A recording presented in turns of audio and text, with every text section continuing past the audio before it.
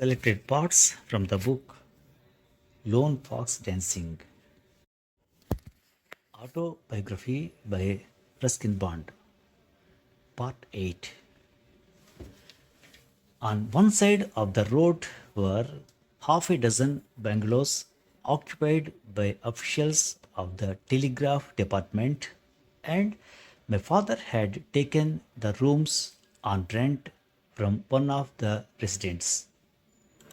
On the other side of the road stood the offices of the department, flanked by the humbler quarters of the lower ranks of the department's employees, peons, cleaners, chowkidars, and their families. And there was an open ground, well grassed, in front of the building where the children would play in the evenings. Among them was Joseph, the son of one of the resident officials, dark, skinny boy from southern India, well mannered, smiling, eager to be friends. We met quite casually. There was a letter box, one of those red pillar boxes at the end of the road, and I came out of the house to post a couple of letters for my father. A boy of about my age also crossed the road to post a letter and thrust his hand into the opening at the same time as I did. We had to hold hands in order to facilitate a smooth release. Pleased to meet you, said the boy. I am Joseph. I am Ruskin. Which school do you go to? I don't go to school, I said. Lucky chap. It was the beginning of a gentle friendship that lasted through the long summer of 1942 and the winter that followed. After 6 in the evening, it was possible to run around a little, play football on the open ground, have a wrestling match with Joseph. Wrestling with Joseph was always great fun. Being much heavier than him, I generally got the upper hand, but he would never give up. He would wriggle out from under me and lock me in some intricate arm or leg hold, and I would have to use all my superior weight to break free and sit on top of him. The children from the department's quarters would watch these bouts with great interest, cheering whenever Joseph got the better of me. For being fair skinned and the son of a British officer, I was identified with the colonial oppressors, but no one interfered. They knew instinctively that we were two friends engaged in an intimate trial of skill and strength. It was the year of the Quit India movement, but it was also the third war of the World War II, and New Delhi was full of informed British and American officers and soldiers, and they were catered to by the cinema halls, restaurants, and nightclubs in and around Connaught Place. Their presence did not seem to make any difference to the way life went on in this part of the city. Children played their games as before. The roads were full of bicycles with men in mill made dhotis, pyjamas, or knee length khaki shorts going to work. The occasional car honked just to be heard because there was never anyone in its way. The reasonably off dined at quality in Connaught Place and the well off at Gaylord's, and nobody bothered if the poor had enough to eat. The war was far away in Burma and Malaya, but air raids were expected, Calcutta having already received a few bombs from Japanese planes. Trenches were dug all over the capital, and our little lane was honored with a deep trench about 15 feet in length with steps cut into the sides for those who could not jump into it. Delhi did not experience any air raid, but the children had a great time in the trenches. And when the monsoon rains arrived and they filled up with water, they became extremely popular as bathing pools where the boys could swim and splash about with great abandon. Connaught Place was just a 10-minute walk from Atul Grove, and my father was always quite ready to take me around this posh shopping center, stopping at bookshops where I would sometimes buy a colorful comic paper or at record shops where we would buy a record. We walked around in a leisurely fashion because the circle was not crowded then. You could cross the road without having to look left or right. There were just a couple of buses and a few private cars. The preferred mode of transport, if you could not ride a bicycle, was a tonga. At least once a week, Daddy took me to the cinema. In those war years, the halls were flooded with the latest British and American movies. He would return from air headquarters in the evening and say, "Let's go to the pictures." And we would be off to Regal or Rivoli or Odeon or Plaza, the four cinema halls in Connaught Place. In the course of the year, I must have seen some 40 films, all in the company of my father. Early Disney classics, Bambi, Dumbo, Fantasia, an experiment with classical music, the pretty Olympic ice skating champion Sonj Hinis in Sun Valley Serenade, Nelson Eddy singing the song of the Volga boatman in Balalaika, James Cagney belting out the title song in Yankee Doodle Dandy, and Carmen Miranda doing the samba dance in Don Argentine Way. Comedies were my favorite. The madcap adventures of Laurel and Hardy, Abbott and Costello, George Formby, Harold Lloyd, the Marx brothers, and sometimes we would venture further afield to the old ridge at Kashmir Gate to see Sabu in The Thief of Baghdad or Cobra Woman. These Arabian Nights type entertainments were popular in Old City. These cinema halls still exist, although three of the four in Connaught Place have been turned into multiplexes, and I gather the last remaining single screen hall, the Regal, will soon undergo a similar transformation. But at least they survive, even if the drama is lost. The old ridge is crumbling away. It was much older than the New Delhi cinemas, showing silent films when my father was a boy.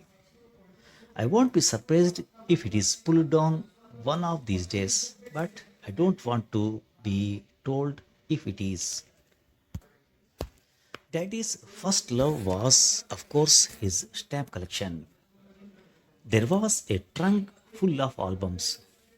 He told me it was a valuable collection and that it would be mine someday.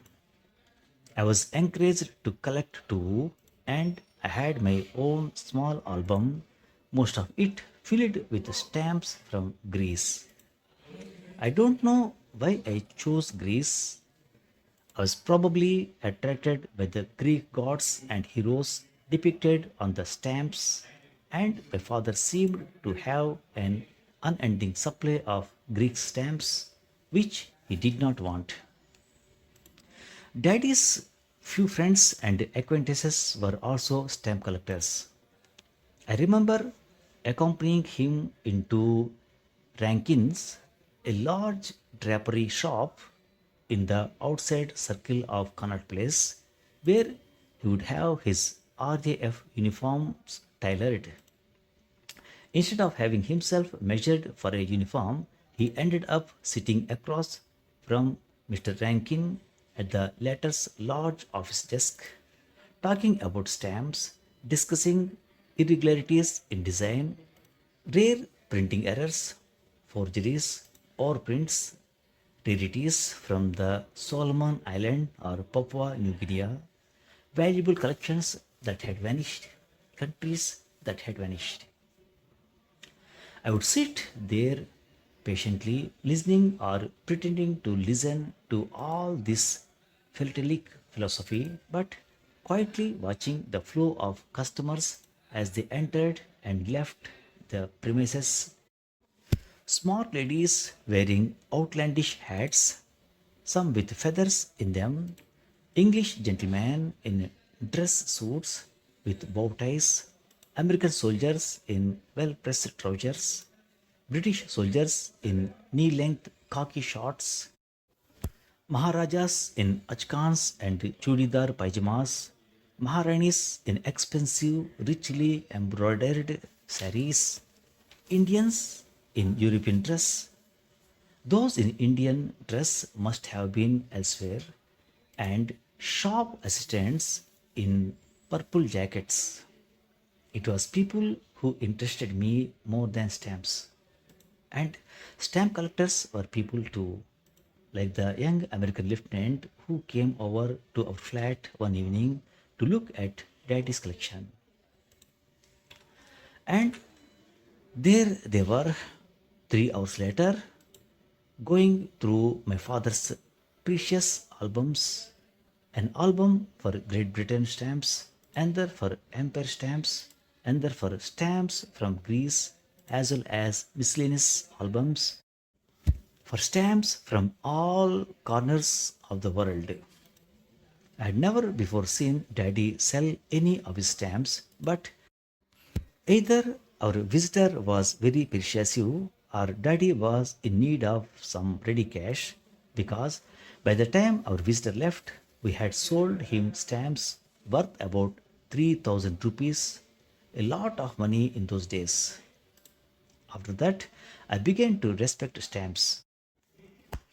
Daddy suffered from periodic bouts of malaria throughout the time in Delhi, and they came on without any warning: high fever, fits of shivering, sometimes delirium.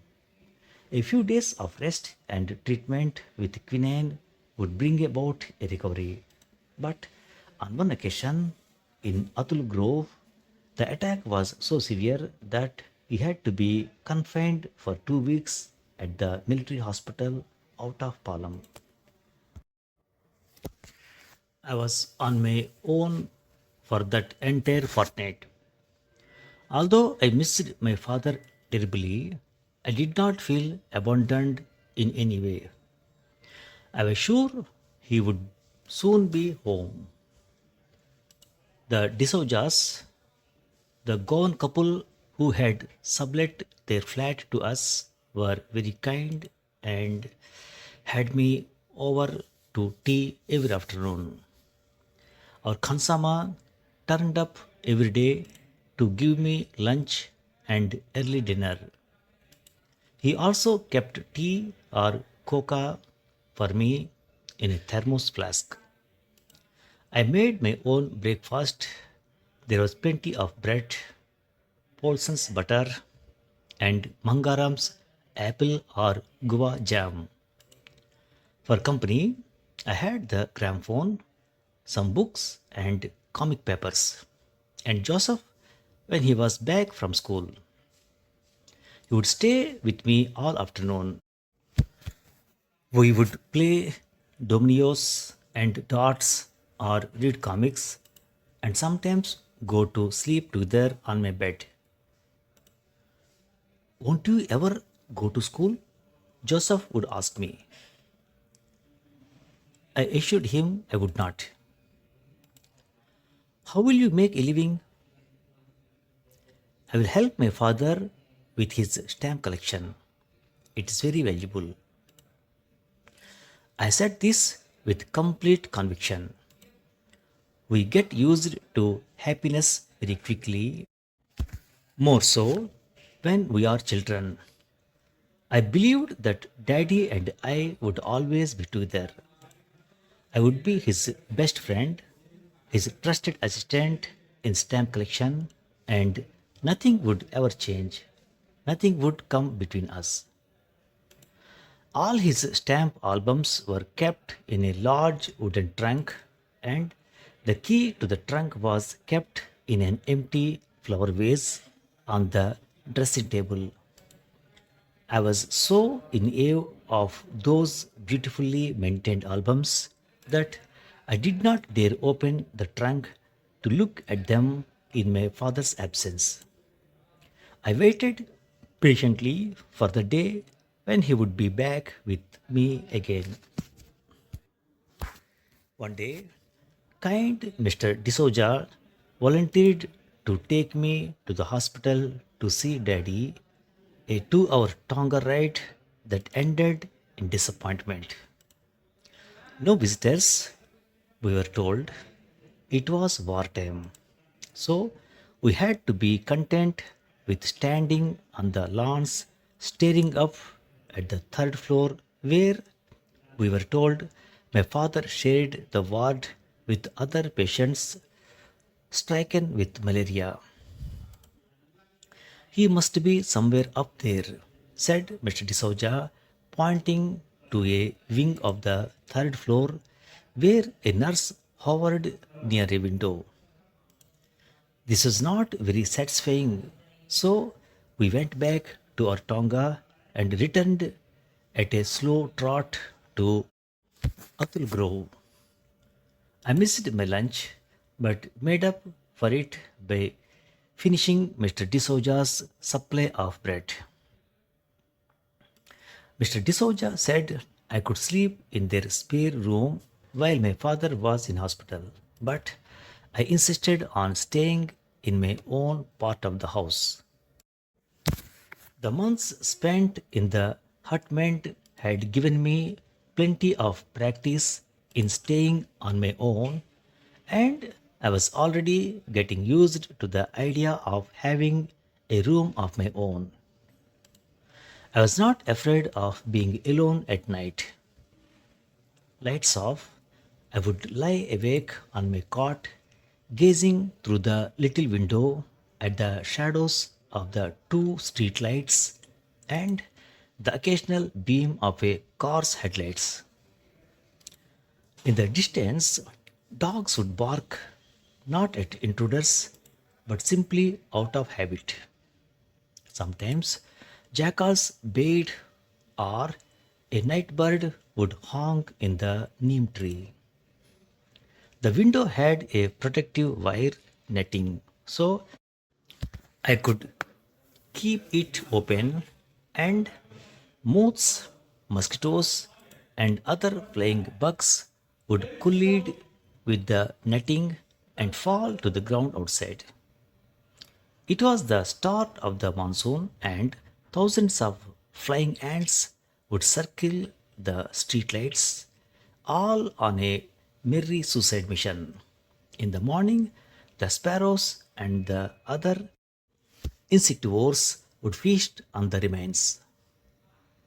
The night held no terrors for me. I was never afraid of the dark, and till today, I see the night as a friend, giving me the privacy that I find so hard to find by day.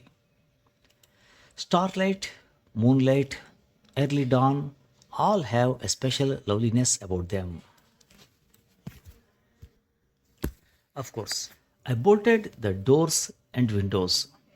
Humans were unpredictable. But in spite of the war, the occasional disturbances on the streets, New Delhi was a safer place in the 1940s than it is in the 21st century when we are told there are no mysteries left and nobody is a stranger. Daddy returned from hospital looking wan and tired, but this time he returned very quickly to robust health, thanks largely to the acquisition of several sets of attractive postage stamps from the Pitcairn Islands and Fiji. That stamp collection kept him going, and he had news for me. I have found a good school for you in Shimla, he said. You will like it there. But I like it here, I protested. Why do you want to send me away to school again? I can read and write. You have taught me how to do sums, but I cannot teach you physics and chemistry. Besides, another hot summer in Delhi won't be good for you. You have lost your pink cheeks and your eyes look yellow. So do yours. In my case, it is due to the quinine I have to take. But seriously, it is high time you went to school again. Everyone says I spoil you. You have had over a year's holiday. Another year won't make any difference. If you like, I can go to school in Delhi along with Joseph. The problem is, I may be transferred soon. This war is going on for longer than anyone thought. I may be sent to Karachi or Calcutta or even North Africa. Why can't I come with you? I asked. I won't be allowed to keep you with me, son. I will have to share digs with the officers. In Delhi, I can make my own arrangements, but not when I am sent to other postings. And so it came about that I was to resume my interrupted school career. Daddy took a fortnight's leave. Uncle Fred put us on the night train to Kalka, and we were off to Shimla, the summer capital of India. It had all happened very suddenly, and I did not even get a chance to say goodbye to Joseph. But I have not forgotten him. Some friends, their eyes, their touch, their words cannot be erased from our memory.